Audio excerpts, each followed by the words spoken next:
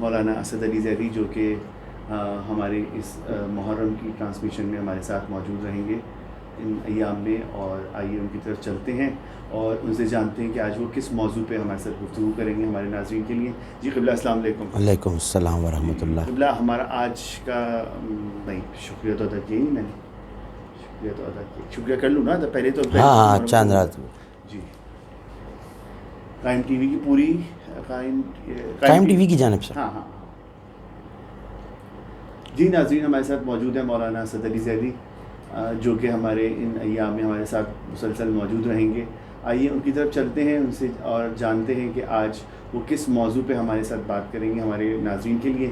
جی قبلہ السلام علیکم. وعلیکم السلام ورحمۃ جی اللہ. قبلہ بہت ہم شکر گزار ہیں کہ آپ نے اپنی خاصی مصروفیت میں سے ہمارے ناظرین کے لیے وقت نکالا.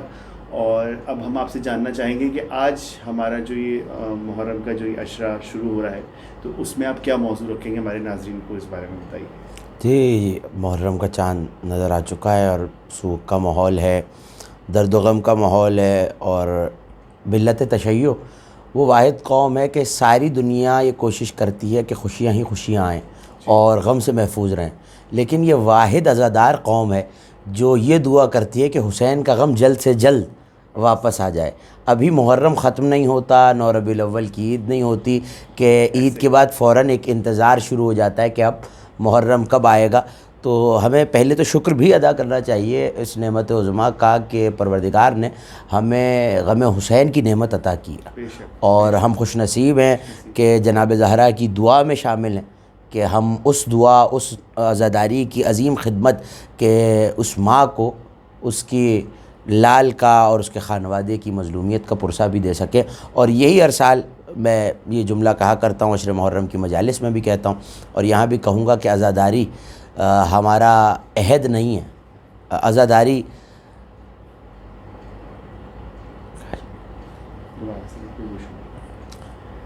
میں عشر محرم میں بھی یہ جملہ کہتا ہوں اور یہاں بھی ضرور کہوں گا کہ عزاداری وہ عہد ہے جس کا مطلب وفاداری ہے, اور ہم عزاداری کو رسم نہیں سمجھتے, عہد سمجھتے ہیں. اور یہ وہ عہد ہے جو ہم نے ایک ماں سے کیا اور یہ کہہ کے کیا ہے کہ ابد واللہ یا زہرا ما ننسى حسینہ, ابد تک ہے جناب زہرا ہے شہزادی, ہم آپ کے لال کو بھولیں گے نہیں. اور جب تذکرہ حسین ہو, تذکرہ کربلا ہو, ظاہر 1443 کا عشرہ محرم ہے, محرم کا چاند نظر آ چکا ہے. عزاداروں کے عزاخانے سج چکے ہیں, گھروں میں عزاخانے آباد ہو چکے ہیں. کچھ مہمان ایسے ہیں جو عزاخانوں میں آ کے آباد ہو جاتے ہیں. امام باڑے رونقیں عزاداری کی آ جائیں گی. عزادار کالا لباس سوگ زیب تن کر کے آج عزاخانوں میں پہنچنا شروع کریں گے. گھروں میں فرش بچھ گئے ہیں اور یقیناً ہم دعا بھی کر سکتے ہیں کہ پالنے والے تو ہمیں توفیق دے کہ ہم زیادہ سے زیادہ, حق تو ہم ادا نہیں کر سکتے, حق تو سید سجاد ہی اس گریے کا ادا کر سکتے ہیں. لیکن جب بات سید الشہداء کی ہوتی ہے اور کربلا کی ہوتی ہے تو کچھ ہستیاں ایسی ہیں جو خود اہل بیت میں سے, اور سلسلہ وار پہلی محرم سے لے کر 2 محرم کو کربلا سید الشہداء اور ان کے عزیز و اقارب, ان کے قافلے کا, اہل حرم کا آنا, 3 کو سلسلے کا آگے بڑھنا اور اسی طرح 7 کو پانی بند کیا جانا اور 9 کو شب عاشور کا تذکرہ. تو سلسلہ وار بر صغیر ہند و پاک میں یہ رسم ہے, یا عزاداری کا طریقہ کہہ لیجئے, یا عزاداری کا طور کہہ لیجئے, یا ہمارا طریقہ عزاداری یا ہماری عزاداری کی اپروچ کہہ لیجئے کہ ہم نے دنوں کو, ظاہر ہے کہ ساری شہادتیں, یہ بھی نوجوان بچوں دوستوں کے لیے بتا دوں کہ ساری شہادتیں ہوئی تو 10 محرم کو ہیں, لیکن کیونکہ 10 محرم کو خالصتاً امام حسین پہ گریہ کیا جاتا ہے اور سید الشہداء کی بات کی جاتی ہے اور ان کی شہادت کا اور غم اور مصیبت کا تذکرہ ہے, تو اس لیے دن علماء نے, ہمارے بزرگوں نے بانٹ دیے. عزاداری کی حکمتوں کو سمجھنے کی ضرورت ہے کہ ظاہر ہے کہ اب 72 شہداء, اور 72 بھی ایک علامتی فگر ہے, ایک علامتی عدد ہے, کیونکہ شہداء کی تعداد اس سے زیادہ کتابوں میں اور تاریخ میں ملتی ہے کہ کئی زیادہ تھے, لیکن چونکہ 72 کا لفظ مشہور بھی ہو گیا ہے اور ایک علامت بھی بن چکا ہے, اس لیے اب 72 کہہ دیتے ہیں. اچھا, دوسری بات یہ کہ ظاہر ہے کہ 10 محرم کو فضائل تو ہوتے نہیں ہیں, تذکرہ مصائب ہوتا ہے, تو یہ ہمارے علماء کی ذہانت بھی تھی اور دور اندیشی بھی کہ تذکرہ اہل بیت ہوتا رہے, تو دنوں کو تقسیم کر دیا. 2 محرم کو یا کربلا آمد, 3 کو ظاہر ہے کہ یا حضرت حر, یا اس طرح کی مختلف جگہوں کی مختلف روایت ہے. پھر ایک دن جناب زینب کے شہزادوں سے منسوب کیا گیا, پھر ایک دن حضرت شبیہ پیغمبر جناب علی اکبر علیہ السلام سے منسوب کیا گیا. پھر 6 محرم کہیں 5 کو پاکستان کے مختلف علاقوں میں, اور یہ تہذیب مختلف علاقوں میں اپنی اپنی تاریخیں ہیں جو بزرگوں سے چلی آ رہی ہیں اور سب صحیح ہیں. ظاہر ہے کہ ساری شہادت 10 محرم کو ہی ہیں, تو کوئی کسی دن منا رہا ہے اور کوئی کسی دن منا رہا ہے, تو اس میں کوئی گھبرانے کی ضرورت نہیں ہے. ہمارے ہاں کراچی میں 6 محرم کو جناب علی اصغر جو بے شیر تھے اور جن پہ ظلم ہوا اور پانی مانگا گیا, ان کا جھولا برآمد کیا جاتا ہے. 7 تاریخ کو جناب قاسم کی مہندی اٹھائی جاتی ہے. 8 تاریخ کو حضرت عباس کا علم جس میں مشکیزہ ہوتا ہے وہ اٹھایا جاتا ہے. 9 کو شب عاشور کی گفتگو کی جاتی ہے یا امام حسین کے فضائل پڑھے جاتے ہیں, اور شب عاشور کی تیاری جب مائیں اپنے بچوں کو, اصحاب کی مائیں, اصحاب کی زوجہ یا اصحاب کی بہنیں یا جو بھی بیویاں اصحاب کے ساتھ تھیں, ان کا کیا رویہ تھا شہادت کے متعلق. پھر اہل بیت کی ماؤں کا جناب ام لیلہ کا تذکرہ ہے, جناب ام رباب کا تذکرہ ہے, جناب زینب سلام اللہ علیہ کا تذکرہ ہے, اور جناب سکینہ کا تذکرہ ہے, اور پھر شہزادوں کا تذکرہ ہے. انہی تذکروں میں ایک تذکرہ اصحاب حسینی کا ہے.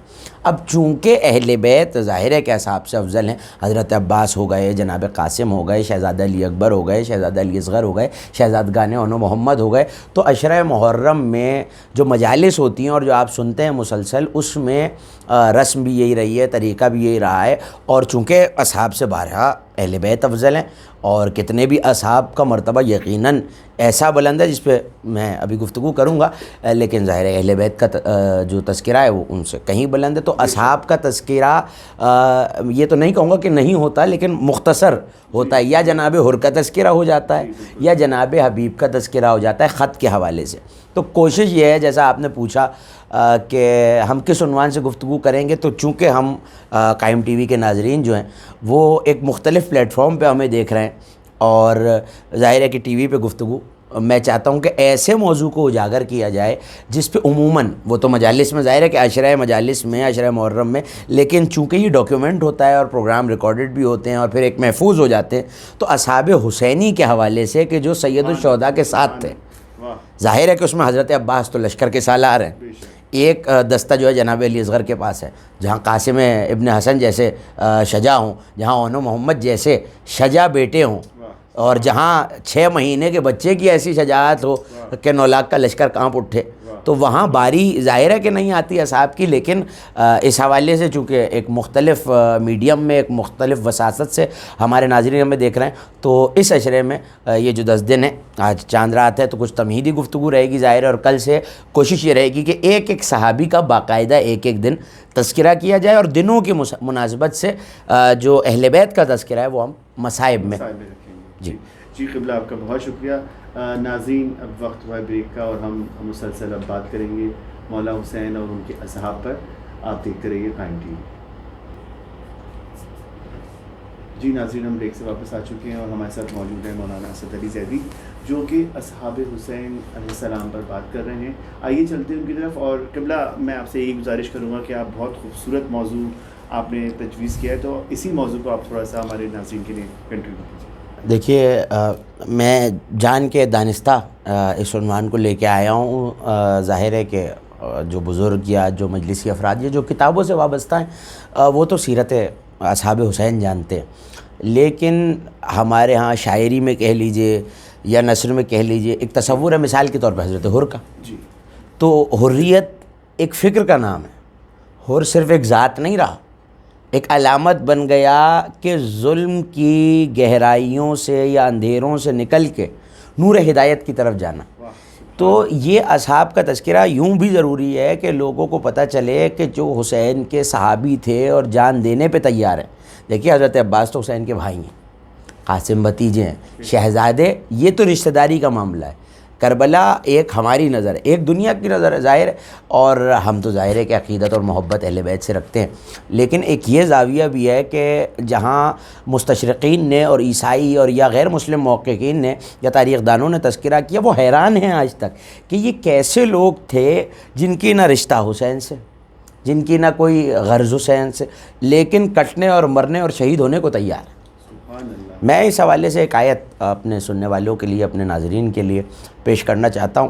اور جہاں یہ تو حقیقت ہے اور سبھی جانتے ہیں کہ پورا قرآن اہل بیت کا قصیدہ ہے, جہاں حسین کا تذکرہ ہو اور جو حق و باطل کا سب سے بڑا معرکہ ہے یعنی جنگ کربلا، واقعہ کربلا، تو اس کا تذکرہ نہ ہو، اور اس میں بھی جو حق کے اصحاب ہیں جو بالکل تھوڑے سے ہیں، اور 72 آپ 30,000 کہہ لیجئے یا 9 لاکھ کہہ لیجئے، جتنی بھی تعداد ہے کئی گنا زیادہ، جو اتنے سے ہو کے تعداد میں مٹھی بھر ہو کے ہزاروں یا لاکھوں سے ٹکرا رہے ہیں، تو کیا ان کا تذکرہ قرآن نے چھوڑ دیا ہوگا؟ جو قرآن یہ کہتا ہے کہ مجھ میں ہر خشک و تر کا ذکر ہے، قرآن کا اپنا دعویٰ ہے، لا رطبن ولا یابسن الا فی کتاب مبین، ہر خشک و تر قرآن میں، تو کیا ایسا ہو سکتا ہے کہ قرآن اتنے بڑے پہلو کو چھوڑ جائے؟ قیامت کی خبریں دینے جو کتاب آئی ہے، کیا وہ اصحاب حسینی کا تذکرہ نہ کرے؟ تو اس زاویے سے ظاہر مسلسل گفتگو ہوتی رہے گی۔ آج تو تمہیداً کچھ معروضات ہم اپنے ناظرین کے لیے عرض کر دیں، اور کل باقاعدہ ایک ایک صحابی کر کے ہم تذکرہ کریں گے اور اسی تمہید سے مسلسل ہو جائیں گے۔ سورہ مبارکہ مائدہ میں پروردگار نے یہودیوں اور نصارہ کا ایک دعویٰ نقل کیا ہے، اور اسی دعوے سے رستہ نکلتا ہے معرفت اصحاب حسین تک۔ اگر میں حبیب کو نہ سمجھ پاؤں تو حسین کو کیا سمجھوں گا؟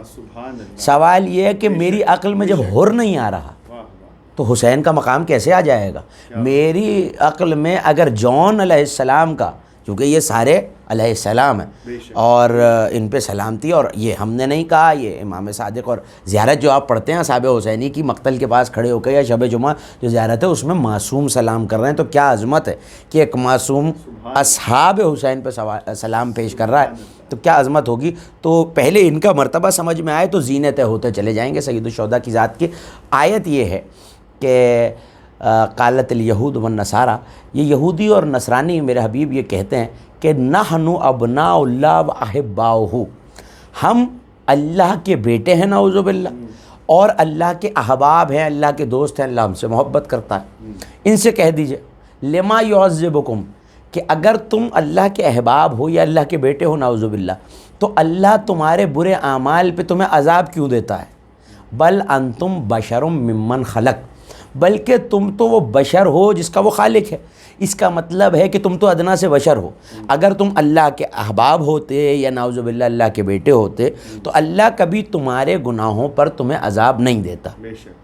تو اب ہر چیز میں ایک مفہوم چھپا ہوتا ہے۔ میں اگر یہ کہوں کہ یہ میری جو شیروانی ہے یا یہ میری جو گھڑی ہے کسی خطیب کو دیجئے، تو آپ سمجھ جائیں گے کہ اس میں ایک اور جملہ چھپا ہوا ہے کہ جو خطیب نہ اسے نہیں دینی۔ اسے کہتے ہیں مفہوم مخالف، ایک بات کہی جائے دوسری اسی میں چھپی ہوئی۔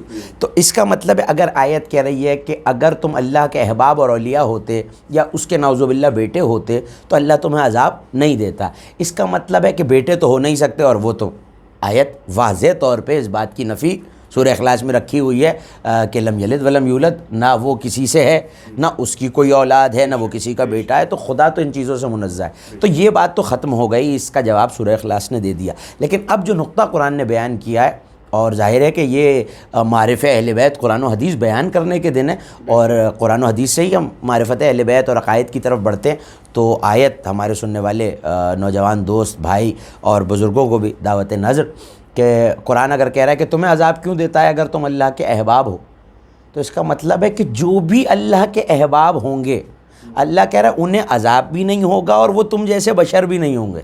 اس کا مطلب ہے عام انسان اور ہیں، یہ جو اللہ جن سے محبت کر رہا ہے، جو اللہ کے احباب ہیں، وہ عام بشر سے کچھ ہٹ کے ہیں، ان میں کچھ ایسی خصوصیات خدائے بزرگ و برتر نے رکھی ہیں کہ وہ کام ہی نہیں ہے بشر کا جو ان کا کام۔ سبحان اللہ۔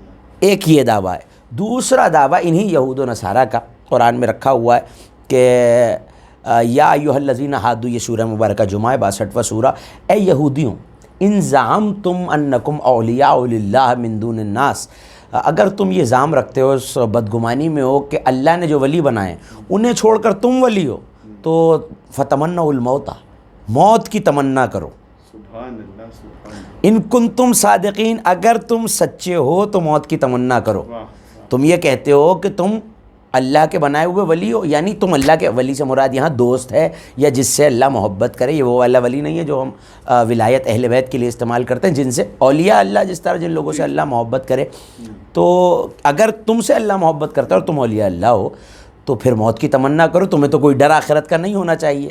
آگے قرآن نے کہا کہ لن یتمنونہ ابدا، یہ ایک ابد تک میرے حبیب تمنا نہیں کریں گے، کیونکہ یہ جانتے ہیں کہ ان کے عمل اور عقیدہ کیا ہے، یہ جانتے ہیں کہ ہمیں اس پہ عذاب ملے گا۔ دوسرے مقام میں سورہ بقرہ میں فرمایا، اور یہ آیت بھی بڑی عجیب ہے، کہ اے یہود و نصارہ اگر تم یہ کہتے ہو کہ یہ آخرت کا گھر یعنی جنت صرف خالصتاً تمہارے لیے ہے لوگوں کو چھوڑ کر، تو پھر موت کی تمنا کرو۔ اگر جنت حقیقتاً تمہارے لیے، تو اب دو باتیں پتہ چل گئیں کہ جن سے اللہ محبت کرتا ہے وہ موت کی تمنا کرتے ہوئے گھبرائیں گے نہیں، بے شک بے شک، اگر 72 بھی ہوں تو لاکھوں سے ٹکرا جائیں گے۔ سبحان اللہ۔ اور یہی فرمایا، بلکہ یہ روایت دشمنان اہل بیت کی، لشکر یزید کی ہے۔ ایک چیز ہوتی ہے زرہ، جو سینے کو، دل کو محفوظ رکھنے کے لیے جنگ میں مجاہد پہنتا ہے، تو اور اس کا کام کیا ہے، یہ دل کے اوپر پہنی جاتی ہے تاکہ دل محفوظ رہے۔ تاریخ دانوں نے یہاں تک عجیب جملہ ہے، اور ہمارے ناظرین اس سے یقیناً محظوظ ہوں گے، کہ فوج یزید نے یہ کہا کہ ایسا لگتا تھا حسین کے سپاہیوں کی بہادری دیکھ کے کہ انہوں نے دل کو بچانے کے لیے زرہ نہیں اوڑھ رکھی، بلکہ زرہ کے اوپر اپنا دل اوڑھ لیا ہے کہ ہم حسین پہ اپنی جان قربان کر دیں گے۔ اس کا مطلب ہے کہ اللہ یہ کہہ رہا ہے تم ہمارے احباب نہیں ہو۔ جو احباب ہوں گے وہ عام بشر جیسے نہیں ہوں گے، ان میں کچھ خصوصیات، کچھ خاصے، کچھ خصائل، کچھ شمائل ایسے ہوں گے جو بشر سے الگ ہوں گے۔ دوسری بات کہ اسے موت کا ڈر نہیں ہوگا، اور تیسری بات کہ آخرت کا گھر ہے ہی ان لوگوں کے لیے۔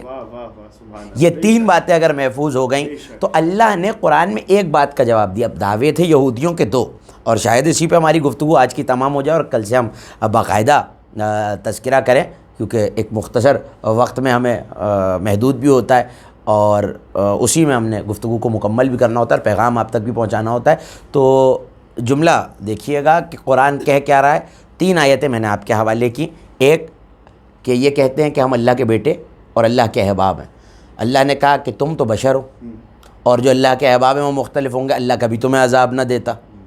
پھر تم آخرت کی گھر تمہارے لیے تو موت کی تمنا کرو، اگر تم اللہ کے ولی ہو تو موت کی اللہ نے بیٹے ہونے کا جواب تو لم یلد ولم یولد سے دے دیا کہ بیٹا تو کوئی نہیں ہے، مگر احباب ہونے کی نفی یا نشاندہی نہیں کی کہ اللہ کے احباب کون ہیں۔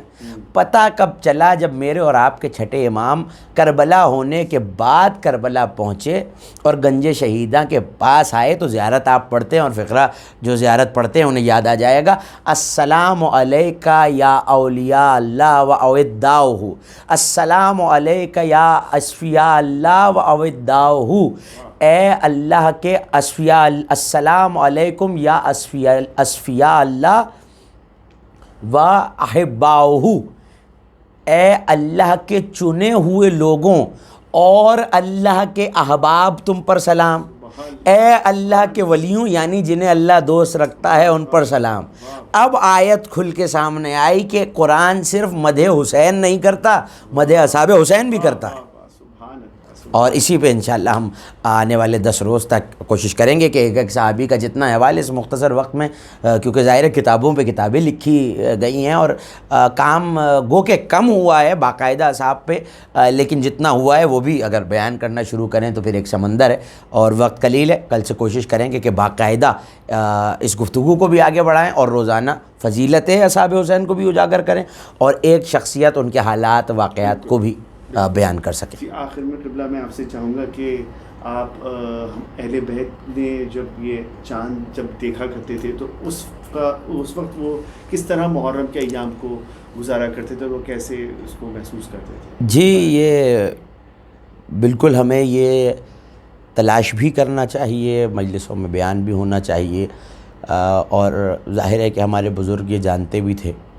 مدینے والوں نے عجیب جملہ ہے تاریخ میں کہ امام صادق کے دور میں اہل مدینہ یہ کہتے ہیں کہ ہم نے کبھی محرم کا چاند آسمان پر نہیں دیکھا۔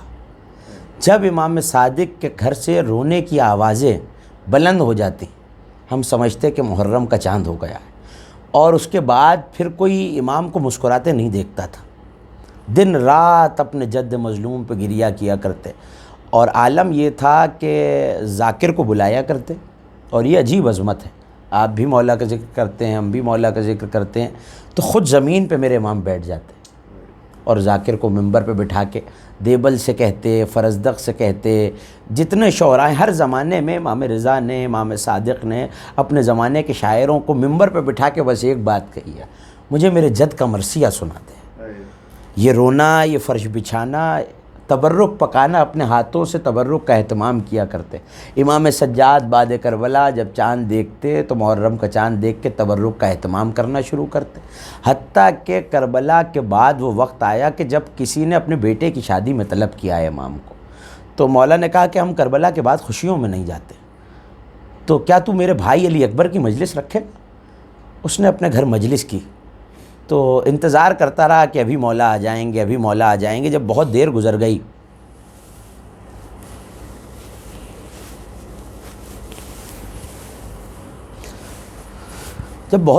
گئی تو ایک مرتبہ وہ مایوس ہوا کہ مولا کہیں نظر نہیں آتے۔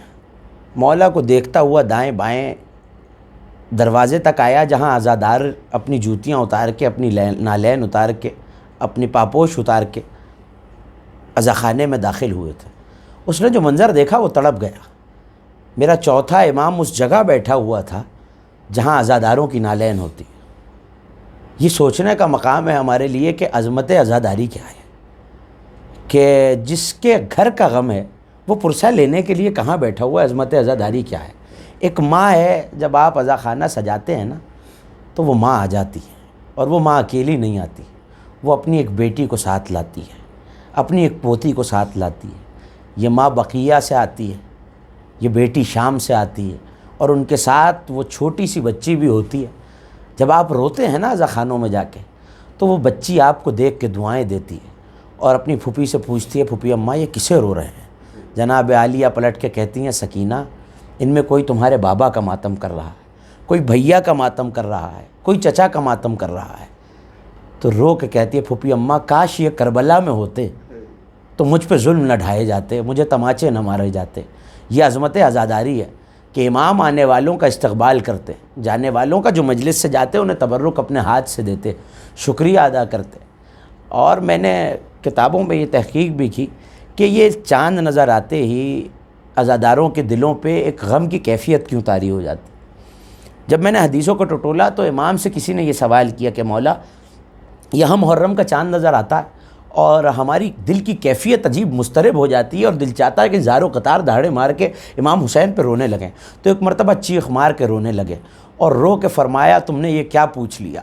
جب محرم کا چاند نمودار ہوتا ہے تو وہ جو کرتا جناب زینب نے لا کر ماں کی قبر پہ رکھا تھا، وہ حسین کا خون آلود کرتا فرشتے آسمان کے اوپر لہرا دیتے ہیں، اور اس فرشتے کے لہرانے سے اثر یہ ہوتا ہے کہ مومن کا دل غمگین ہو جاتا ہے۔